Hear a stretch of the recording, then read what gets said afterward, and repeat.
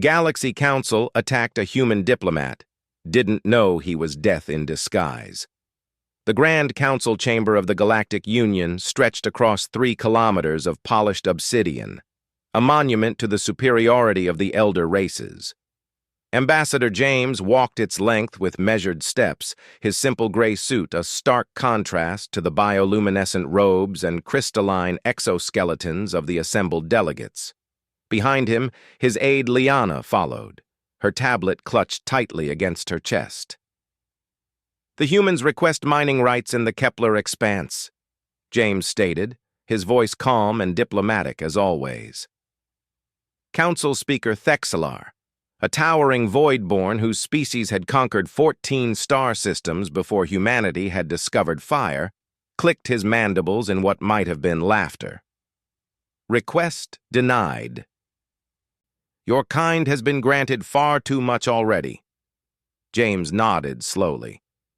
"We've contributed significantly to Union technology, the quantum drives, the medical—" "Stolen," interrupted Ambassador Kilmar, her tentacles writhing with contempt. "Reverse-engineered from our designs. Typical primate behavior." Liana felt her jaw tighten, but James remained perfectly still. She'd worked with him for 3 years and had never seen him lose composure. Even now, facing the casual dismissal of Earth's legitimate petition, he simply smiled. "I see," James said. "Then perhaps we should discuss the matter of—" The energy blast caught him square in the chest. Liana screamed as James collapsed, smoke rising from the crater in his torso. The council erupted in chaos, some delegates rising in shock, others remaining seated with satisfied expressions. Security drones descended from the ceiling, but they weren't targeting the shooter. They were surrounding the human delegation. "Unfortunate," Thexelar said, not sounding unfortunate at all. "It appears one of our more enthusiastic members took offense to human arrogance. These accidents happen." Liana dropped to her knees beside James, tears streaming down her face. His eyes were closed, his chest still. 3 years. 3 years of watching him negotiate, compromise, and endure every insult the galaxy could throw at Earth's first real diplomatic corps. And now, James's hand caught her wrist. His eyes opened, and Liana's breath caught. They weren't James's brown eyes anymore.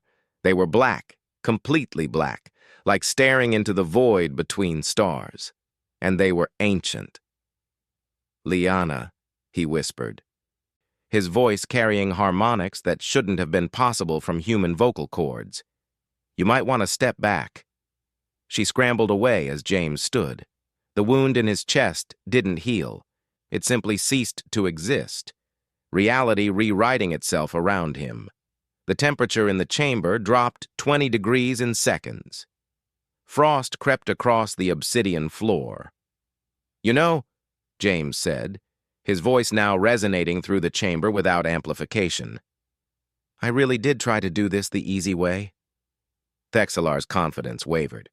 "What manner of—" "Do you know what humanity is?" James interrupted, and suddenly he was no longer standing in one place. He flickered, existing in multiple positions simultaneously, a quantum shadow of something vast. "You elder races, you've been asking yourselves that question for 50 years. Since we appeared with our impossible ships and our stubborn refusal to acknowledge our place." James, or the thing wearing James's face, smiled, and it was terrible. "Let me tell you a story. 13 billion years ago, when your ancestors were still primordial soup, when the first stars were young and fresh, something came into being. Not life, not quite. The universe's first attempt at consciousness. It had many names in languages that predate matter itself, but the one that stuck was simple: death. The security drones targeting the humans suddenly froze mid-air, their power cores going dark. Death wasn't cruel. It was necessary. It guided the old universe through its cycle, helped stars collapse, helped black holes form, maintained the balance. But then came entropy's final form, the heat death that would end everything.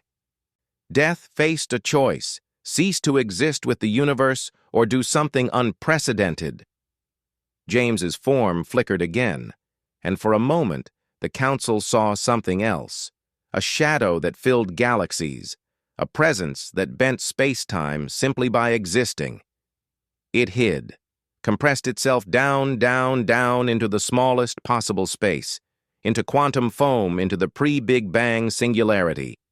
And when the universe was reborn, so was death, but changed, distributed, scattered across every particle of every living thing that would ever exist.